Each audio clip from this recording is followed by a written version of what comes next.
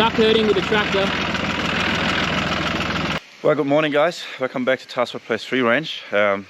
24th of November, almost Christmas, 7 AM. We're gonna do a chores run today, like we do every day. Let's go. Have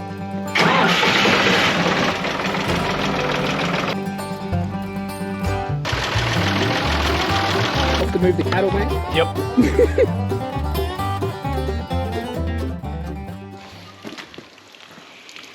Right, like for us humans too, animals, water is number one. Every morning we make sure we have enough water. We go roughly through half a tank a day. Just knock on it, turn on the pump, fill it up all the way. Beautiful 1 bay and cave water from the bore. We drink it ourselves. Mineral rich. Mineral rich, oh yeah. And that is piggy breakfast. We got 10 meters and then That's it. this pig is meant to be in the house there. It's one of our sows we kept from our growers. She's just so good looking that we decided to keep her and keep her as a breeder. But she is still fairly small and she's heavily pregnant, so I don't want her to go with the big girls to give birth. Keep her separate for one more litter, so she doesn't get bullied when she has her piglets. And of course it's chores, so immediately someone was where they shouldn't have been. Exactly, Yeah. pigs.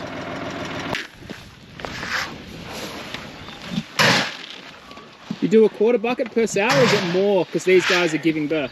Well, yeah, quarter bucket per sow, and then I give them an extra bucket in the end for all the little ones because they're all lactating at the moment. Yeah. Most of them.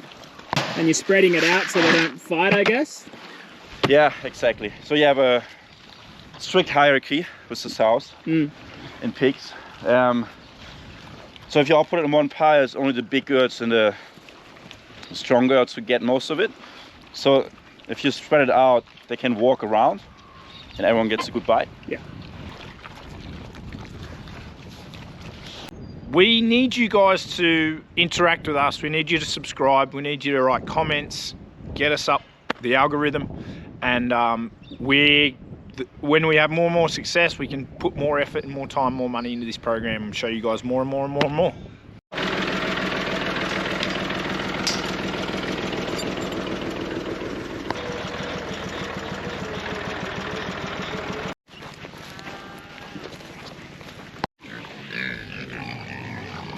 So this is weaning group, no, not weaning group, this is nursery group. This is the nursery group. So those piglets are roughly six to 8 weeks old. They're almost ready to go to the other property to grow out. Some of them are already weaned off. We have such a great infrastructure here at Tathra that I have to most paddocks access from different sides. Pigs are very destructive, especially when they're eating. They root a lot. So I'm trying not to put the feed down on the same spot every time. Otherwise the soil gets very bare, which is not a big problem. You can seed it afterwards, but obviously you want the disturbance evenly.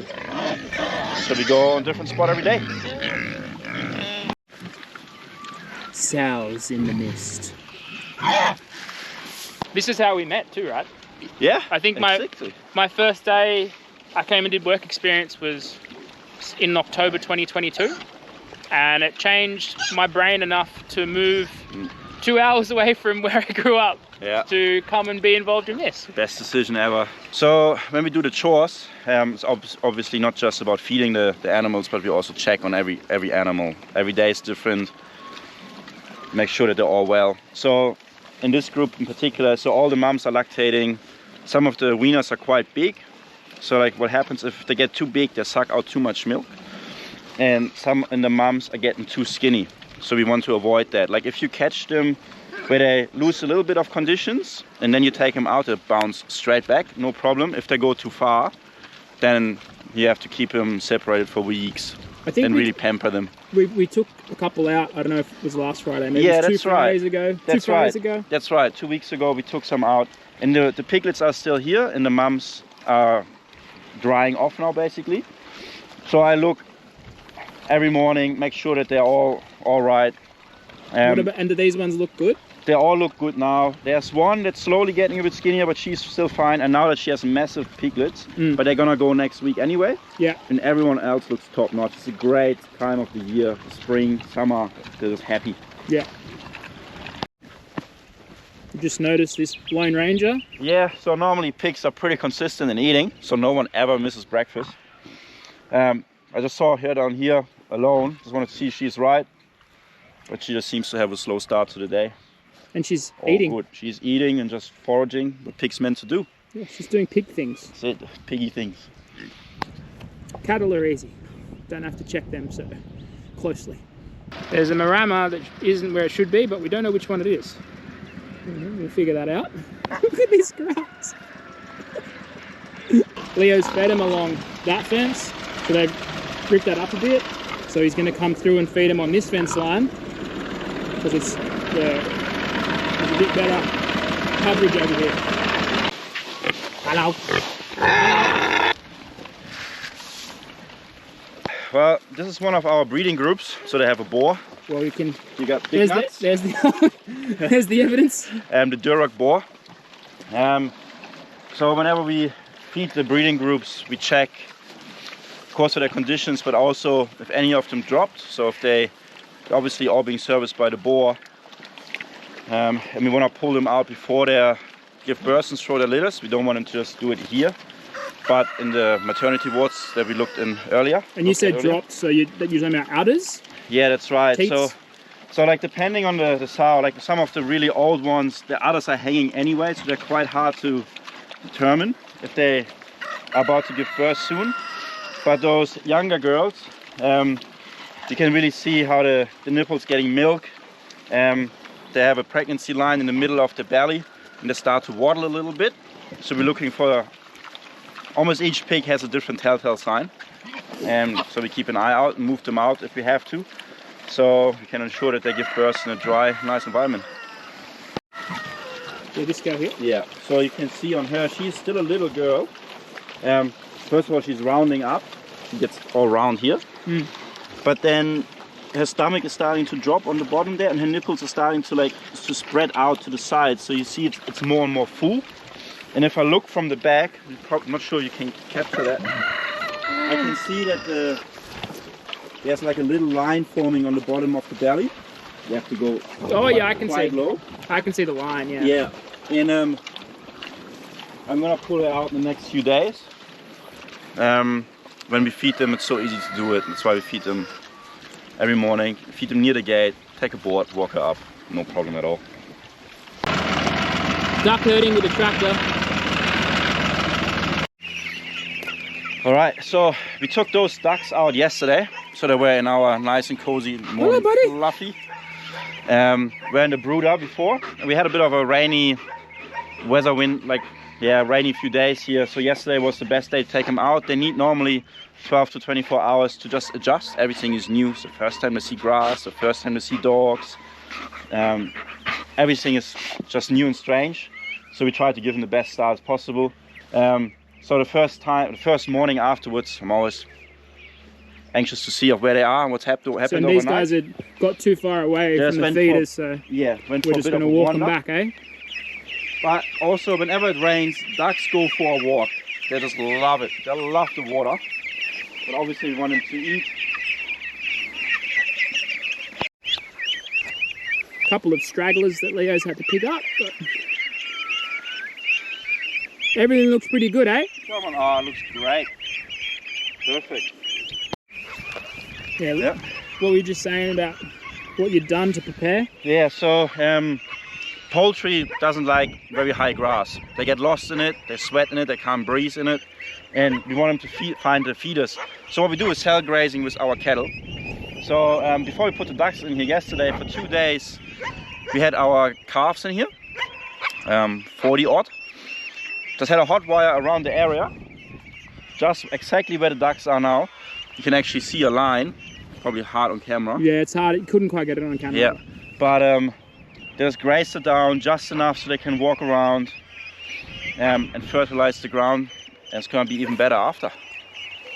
So we're still with the ducks.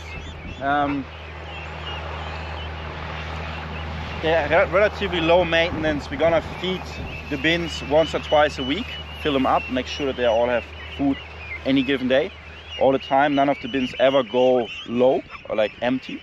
They always are half full. So what I do is, now with the rain, I'm going to check the feed level. make sure nothing gets wet or it's empty, so I can see still over half. Happy days. I might get the boys to top it off tomorrow. And I check the water. Super important with the ducks. They love water. They need access to enough water to clean their beak and to flush their mouth.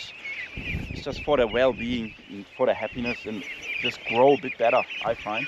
The more water, the better. So when they're really little, they tend to climb on the holes. Sometimes they'll fall in, so you just pull them back out. But it seems all good today. Clean water, make sure the float works. Yeah, water is flowing. All good. It's a great job in winter, isn't it, putting your hand in there? Oh yes, it's nice and warm. Hello. So we have 18 Maremma dogs protecting all our ducks. And they get the best quality food to get the offals from all our meat and dry food.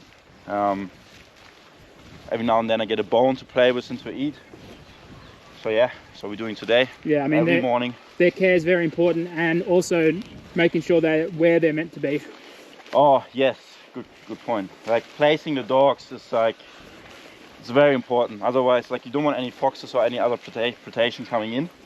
So where you put them, it's a good learning curve. But we got it dialed in nowadays. Like this one, you got it on the other side of the fence, but that's just as like a boundary for the foxes, right? It's a boundary for the foxes. Also, it's still a young pup, so it's still learning. So we slowly get them closer, introduce them to it, but it's definitely deterring the foxes. Yeah. And what group is this? Second breeding group. So we have another boar in here. Oh, okay. So he's the Hampshire, the other one was the Duroc. Yeah, correct. Gotcha. That's it. One of our younger Maremmas got in a bit of mischief, injured himself a little bit. So this is the hospital? It's just a hospital. Good dog.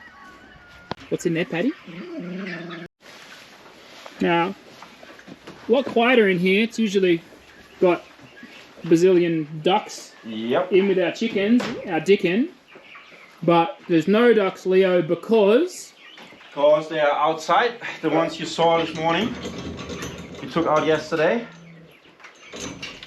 We don't want to take the chickens out just yet because of all the rain. They're not as resilient as the ducks. Yeah. So we give them a few more days. But I still gotta have to till the whole place so that have a fresh bed to sit on. Yeah, that's the tiller there. Tiller there. Fill up the feeder bins, put some wood shavings down. You just lowered the water as well? Lowered the water again for them. We just moved it up because we had to move the ducks out and load them in the crates yesterday. And they still have another water there. Yeah, fill up the feed, put some wood shavings down, make it nice and comfy. Yeah, and there was no ducks. I showed people there was no ducks in the other brooder. That's right. Because Christmas is coming. Christmas coming, which is 6 weeks to go. That's our cycle of ducks. So the abattoirs are shut.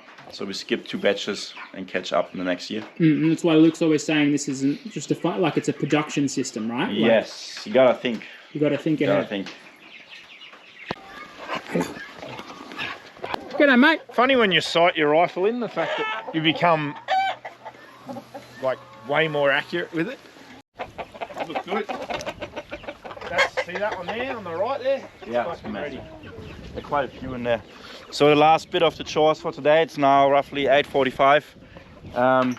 Just to feed the broilers, collect some eggs for brekkie, because after the chores, it's the most important part of the day. And you've your apprentice has turned up? Yeah, so... bucket? Yeah, your whole bucket, please, yeah. Roughly 50 plus broilers in here. So you're running some down here and some in the Dickinson? Yeah, because we're still experimenting. Yeah, it's good. Until we get it right. What are these, 4 weeks? 4 weeks, mate. Then that's a big bird. That's insane. Yeah, fella. Couple of eggs. Couple of eggs. Should be somewhere here. There we go. Wild dog, she's getting a lot more chill.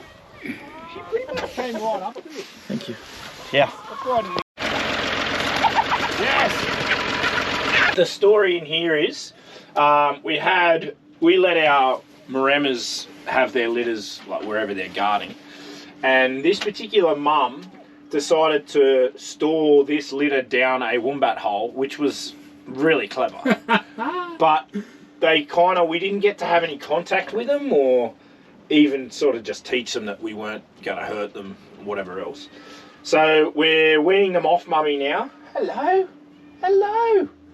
And we're catching them as we get the opportunity to and bring them down here. This is just near the house. So as much as you want your Maremmas to have all their wild instincts, you still need to be able to interact with them, take them to the vet. Clip their nails is a big one with the Maremmas because they're only ever running around on grass.